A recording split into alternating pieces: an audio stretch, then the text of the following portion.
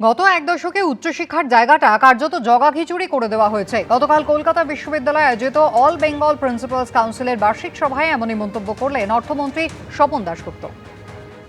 পশ্চিমবঙ্গের পুনর্নির্মাণ, তার সঙ্গে উচ্চশিক্ষার এক ধরনের সংশোধন এবং ইমপ্রুভমেন্ট এটা বড় একটা অংশ। এখানে উচ্চশিক্ষার যে একটা আকর্ষণ ছিল একটা সময়, বিভিন্ন কারণে আজকে উচ্চশিক্ষা একটা বদনাম হয়ে গেছে।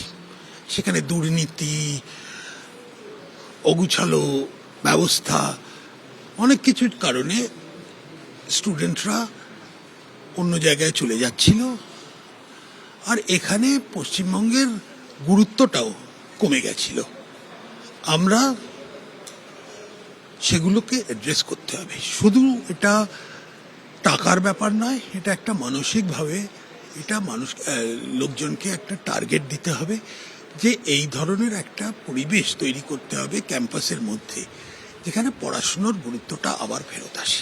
বিধানসভায় আজকে একাধিক বিল পেশের কথা রয়েছে, যদিও চর্চায় যা দীর্ঘদিন ধরে ছিল তা হচ্ছে অভিন্ন দেওয়ানি বিধি। আজকে কিন্তু বিধানসভায় সেই অভিন্ন দেওয়ানি বিধি সংক্রান্ত বিল পেশ হচ্ছে না। পশ্চিমবঙ্গের প্রেক্ষাপটে ইউসিসি বিলের রূপরেখা ঠিক করতে কমিটি গঠন করা হতে পারে বলে সরকারি সূত্রে খবর। বিবৃতি দিয়ে কমিটি গঠনের কথা ঘোষণা করবেন মুখ্যমন্ত্রী। বিধানসভায় অভিন্ন দেওয়ানি বিধি সংক্রান্ত বিল আজকে পেশ হচ্ছে না। পশ্চিমবঙ্গের প্রেক্ষাপটে ইউসিসি বিলের রূপরেখা ঠিক করতে কমিটি গঠন করা হতে পারে বলে সরকারি সূত্রে খবর। বিবৃতি দিয়ে কমিটি গঠনের কথা ঘোষণা করবেন মুখ্যমন্ত্রী। নতুন সরকার ইউসিসি আনতে চায় পশ্চিমবঙ্গে। আপনারা জানেন উত্তরাখণ্ডে, গুজরাটে এবং আসামে কিন্তু ইতিমধ্যেই ইউসিসি চালু রয়েছে। তবে পশ্চিমবঙ্গের ক্ষেত্রে যেহেতু অত্যন্ত স্পর্শকাতর একটি বিষয়, সেই কারণে আরো কিছুটা সময় চায় বিজেপি সরকার। কথা বলবো আমাদের প্রতিনিধি উজ্জ্বল মুখোপাধ্যায় রয়েছেন আমাদের সঙ্গে। উজ্জ্বল, আজকে মোট 3টে বিল পেশ হওয়ার কথা থাকলেও ইউসিসি বিল আজকে পেশ হচ্ছে না বিধানসভায়। দেখো, এখনো পর্যন্ত এমনটাই কিন্তু খবর যে ইউসিসি বিল আজকে অন্তত বিধানসভায় পেশ হবে না। তবে গুরুত্বপূর্ণ বিষয় হচ্ছে যে ইউসিসি বিল যে এই সরকার আনতে চায়, সেই নীতিগত অবস্থানের কথা কিন্তু মুখ্যমন্ত্রী শুভেন্দু অধিকারী তিনি বিধানসভায় আজকে ঘোষণা করবেন। অর্থাৎ ইউসিসি বিল আজকে পেশ না হলেও ইউসিসি বিল আনা হবে কি হবে না, এই যে নীতিগত সিদ্ধান্ত, মমতা বন্দ্যোপাধ্যায় বারবার এই বিলের বিরোধিতা করেছেন এবং জানিয়ে দিয়েছিলেন যে তারা ইউসিসি বিল আনবে না, কিন্তু বিজেপি সরকার ইউসিসি বিল আনবে, এই নীতিগত সিদ্ধান্তের কথা আজকে শুভেন্দু অধিকারী বিধানসভায় বিবৃতি দিয়ে জানাবেন। আমাদের কাছে যতটা খবর তা হচ্ছে যে এই ইউসিসি বিল আনা নিয়ে একটি উচ্চ পর্যায়ের কমিটি গঠন করা হতে পারে এবং সেখানে প্রাক্তন বিচারপতি সুপ্রিম কোর্টের রঞ্জনা প্রকাশ দেশাই, তার নেতৃত্বে একটি উচ্চ পর্যায়ের কমিটি গঠন করা হবে এবং এই কমিটি বিভিন্ন দিক খতিয়ে দেখে তারপরে তারা বিলটা তৈরি করবে। যেমনটা গুজরাটের ক্ষেত্রে হয়েছে, যেমনটা উত্তরাখণ্ডের ক্ষেত্রে হয়েছে। এই দুটো রাজ্যে যে ইউসিসি বিল এসেছে, এই দুটো বিলের দায়িত্বেও কিন্তু ছিলেন এই প্রাক্তন বিচারপতি। দেখো, যেটা মনে করা হচ্ছে যে যেহেতু অত্যন্ত স্পর্শকাতর একটি বিল এবং যেহেতু এই বিলটার ক্ষেত্রে কোনো রাজ্যের ইতিহাস, ভূগোল এগুলো খুব গুরুত্বপূর্ণ বিষয়, সেই কারণেই এই উচ্চ পর্যায়ের কমিটি গঠন করে এই বিল আনার দিকে যেতে চাইছে বিজেপি সরকার। ফলে আজকে নীতিগতভাবে এই বিল তারা আনছেন এ কথা তারা ঘোষণা করবেন, ঠিক যেমনটা উত্তরাখণ্ডের ক্ষেত্রে হয়েছিল, ঠিক যেমনটা গুজরাটের ক্ষেত্রে হয়েছিল, ঠিক যেমনটা রাজস্থানের ক্ষেত্রে হচ্ছে। এই সমস্ত রাজ্যগুলোতেই কিন্তু বিল আনার ক্ষেত্রে এই প্রাক্তন বিচারপতিকে দায়িত্ব দেওয়া হয়েছে। তিনি এই কমিটি পর্যালোচনা করে তারপরে বিলের রূপরেখা তৈরি করা হবে এবং তারপর বিল পেশ করবে সরকার। সেটা কতদিন সময় লাগবে, কতদিনে এই বিল পেশ করা যাবে, সেটা অবশ্যই এই কমিটি চূড়ান্ত করবে। তবে নীতিগতভাবে ইউসিসি বিল তারা বিধানসভায় পেশ করবেন, রাজ্যে চালু করবেন, এ কথা আজকে মুখ্যমন্ত্রী ঘোষণা করবেন বিধানসভায়। কবে এই বিল পেশ হবে সেটা নিঃসন্দেহে পরবর্তী ক্ষেত্রে জানা যাবে। ধন্যবাদ। অভিন্ন দেওয়ানি বিধি সংক্রান্ত বিল আজ বিধানসভায় পেশ না হলেও সমাজবিরোধী কার্যকলাপের বিরুদ্ধে কড়া আইন আনার পথে এগিয়েছে শুভেন্দু অধিকারী সরকার। আজই বিধানসভায় আনা হচ্ছে গুন্ডা দমন বিল, যার লক্ষ্য নিরাপত্তা বৃদ্ধি, শান্তি এবং শৃঙ্খলা বজায় রাখা। গুজরাট, উত্তরপ্রদেশের পর এবার পশ্চিমবঙ্গ। সমাজবিরোধী কার্যকলাপের বিরুদ্ধে কড়া আইন আনার পথে এগোলো এই রাজ্যের বিজেপি সরকার। বিধানসভায় আনা হচ্ছে the West Bengal public safety and control of anti social activities bill 2026। লক্ষ্য নিরাপত্তা বৃদ্ধি, শান্তি ও শৃঙ্খলা বজায় রাখা এবং সমাজবিরোধী কার্যকলাপ কার্যকরভাবে প্রতিরোধ ও নিয়ন্ত্রণ। ক্ষমতায় এসেই শুভেন্দু অধিকারী ইঙ্গিত দিয়েছেন সমাজবিরোধী কার্যকলাপ রোধ করতে কঠোর আইন আনা হবে। গুন্ডা দমন তো হবে, গুন্ডাদের সম্পত্তিও বাজেয়াপ্ত করব। কোন রাষ্ট্রবিরোধী কাজ ঋষি অরবিন্দের ভূমিতে হবে না, ডক্টর শ্যামাপ্রসাদ মুখার্জির ভূমিতে হবে না, নেতাজি সুভাষচন্দ্র বসুর কর্মভূমিতে হবে না, কোন রাষ্ট্রবিরোধী কাজ হবে না। বিলের গেজেট নোটিফিকেশন হয়েছে বুধবার। বিলে স্পষ্ট বলা হয়েছে, সমাজবিরোধী কার্যকলাপ বলতে এমন কার্যকলাপ বোঝাবে যা প্রত্যক্ষ বা পরোক্ষভাবে সাধারণ মানুষ বা তাদের একাংশের মধ্যে আতঙ্ক, বিপদ, ভয় বা নিরাপত্তাহীনতা সৃষ্টি করে বা করার সম্ভাবনা তৈরি করে, মানুষের জীবন, ব্যক্তি বা সম্পত্তির জন্য গুরুতর বিপদ সৃষ্টি করে, শৃঙ্খলা বা শান্তি বিঘ্নিত করে, কোনো অধিকার বা বৈধ ব্যবসা, বাণিজ্য, পেশা বা জীবিকায় বাধা সৃষ্টি করে, কাউকে স্থাবর বা অস্থাবর সম্পত্তি থেকে বেআইনিভাবে উচ্ছেদ করে, সরকারি বা ব্যক্তিগত সম্পত্তির উল্লেখযোগ্য ক্ষতি অথবা খনি, পাথর খাদান, বালি তোলা, বনজ সম্পদ বা বন্যপ্রাণী সংক্রান্ত যে কোনো অবৈধ কার্যকলাপ যা সরকারি কোষাগারের বড় ক্ষতি করে। গত তৃণমূল রাজত্বে আমরা দেখেছি যে কি ধরনের দুর্নীতি এবং দুর্বৃত্তায়ন ঘটেছে।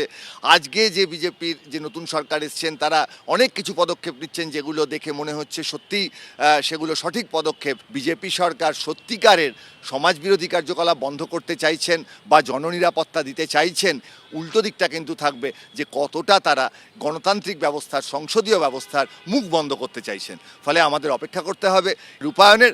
যতদিন সেটা আমরা দেখতে না পাচ্ছি ততদিন কিন্তু এই যে বিজেপির রাজ্য সরকার, তাদের উদ্দেশ্যটা পরিষ্কার হবে না।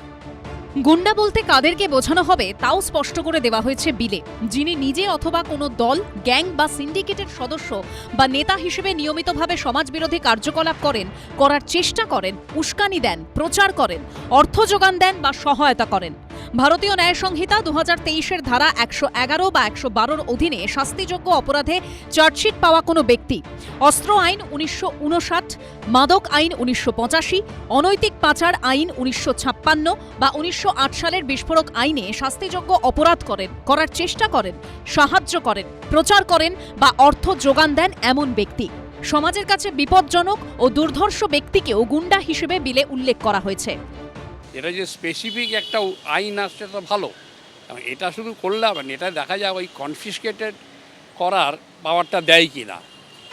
আইন যা হচ্ছে এবং আরও করা উচিত করুক, কিন্তু একটাই জিনিস লক্ষ্য রাখতে হবে, আইনের অপব্যবহার না হয়, প্রকৃত দোষী যারা তাদের উপরেই যেন প্রয়োগ করা হয়। এগুলো এফেক্টিভ হবে যদি এগুলো টাইমে চার্জশিট দিয়ে কনভিকশন করানোর ট্রায়ালটা শুরু করাতে পারে।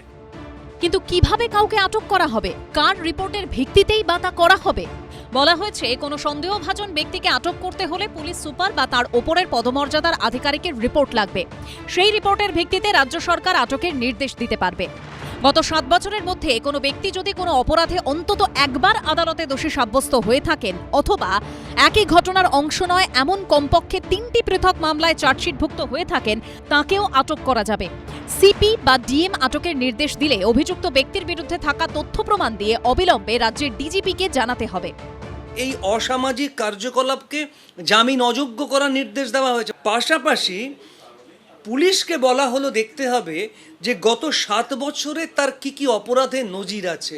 যদি পুলিশ মনে করে, মানে পুলিশ সুপার বা পুলিশ কমিশনারকে এমন অথরিটি দেওয়া হলো যে তাঁরা মনে করলে এই প্রতিরোধমূলক আটক করতে পারেন, যার সর্বোচ্চ মেয়াদ হতে পারে 12 মাস। আমরা অতীতে বারবার দেখেছি এ ধরনের আইনের অপব্যবহার পুলিশ করে থাকতে পারে। আমরা আইন প্রণেতাদের সদিচ্ছা নিয়ে প্রশ্ন তুলছি না, আমরা প্রশ্ন তুলছি অপব্যবহার হবে না তো এই আইনটা। সোমবার এই বিলের সঙ্গেই পেশ হতে চলেছে West Bengal maintenance of public order 1972 আইনের সংশোধনী বিলও। উজ্জ্বল মুখোপাধ্যায়, রুমা পাল ও আবির দত্তর রিপোর্ট, এবিপি আনন্দ। শুধুমাত্র গুন্ডা দমন বিলই নয়, বিক্ষোভ প্রতিবাদের নামে সরকারি বা ব্যক্তিগত সম্পত্তি নষ্ট করলে এবার কড়া ব্যবস্থা নেবে রাজ্য সরকার। অভিযুক্তদের সম্পত্তি বাজেয়াপ্ত করে ক্ষতিপূরণ আদায় করা হবে। আজ বিধানসভায় এই সংক্রান্ত বিল পেশ করতে চলেছে বিজেপি সরকার। রাজ্যে ক্ষমতায় আসার পরই দুর্নীতি, তোলাবাজি রুখতে একের পর এক কড়া পদক্ষেপ নিয়েছে বিজেপি সরকার। এবার গুন্ডা দমনে কড়া আইন আনতে চলেছে সরকার। সোমবার পেশ হতে চলেছে জোড়া বিল। সমাজবিরোধী কার্যকলাপ রুখতে আনা হচ্ছে পশ্চিমবঙ্গ জননিরাপত্তা ও সমাজবিরোধী কার্যকলাপ নিয়ন্ত্রণ বিল এবং the West Bengal maintenance of public order amendment bill. এই আইনের বলে অভিযুক্তদের সম্পত্তি বাজেয়াপ্ত করার ক্ষমতা হাতে পাবে সরকার।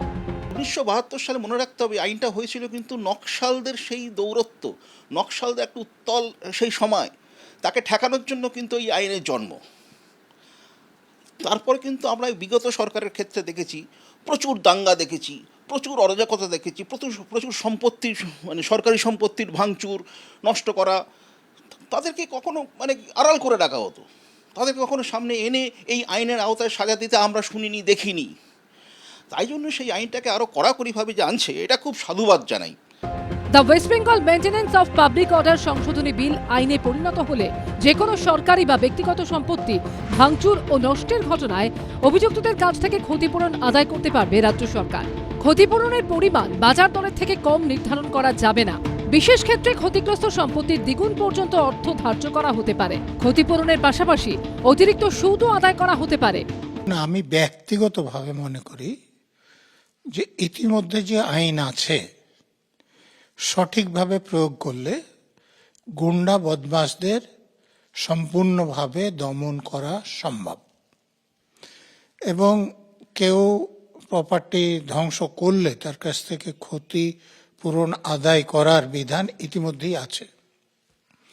এখন এর পরে যে সংশোধনী আনা হচ্ছে সে ব্যাপারে কোনো সন্দেহ নয় যে কাজটা করার আরো বেশি সুবিধা হবে, কিন্তু যে কোনো আইনে বেশি ক্ষমতা দেওয়ার যদি সৎ লোকের হাতে এই প্রয়োগটা না থাকে তাহলে কিন্তু তার অপপ্রয়োগ হওয়ার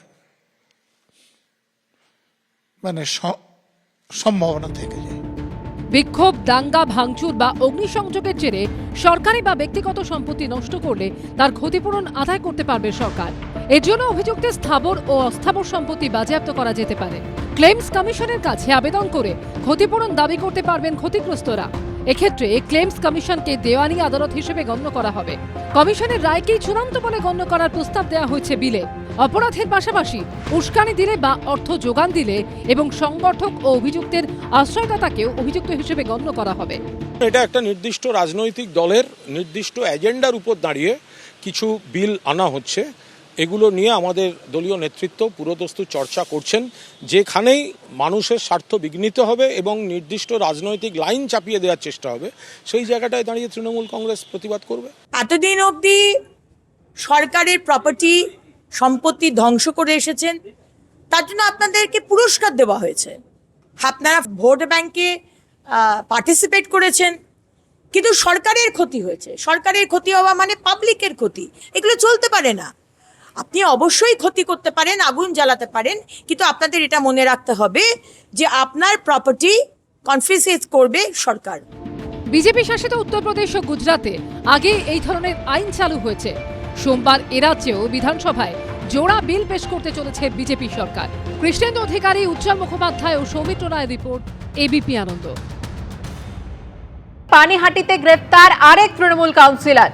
তোলাবাজির মামলায় জালে তৃণমূল নেতা গ্রেফতার পানিহাটি তৃণমূল কাউন্সিলর জয়ন্ত দাস। তোলাবাজির মামলায় গ্রেফতার করা হয়েছে তৃণমূল নেতাকে। পানিহাটিতে গ্রেফতার তৃণমূল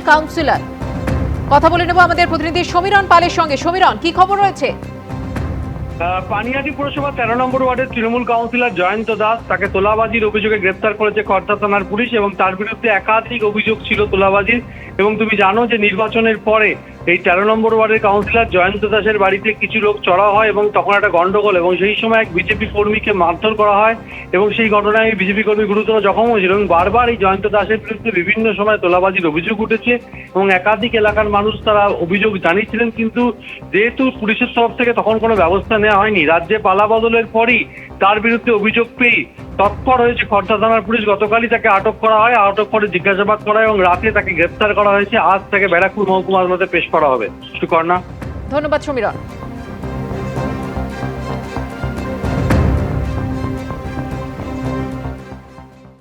এবিপি আনন্দ, এগিয়ে থাকে, এগিয়ে রাখে।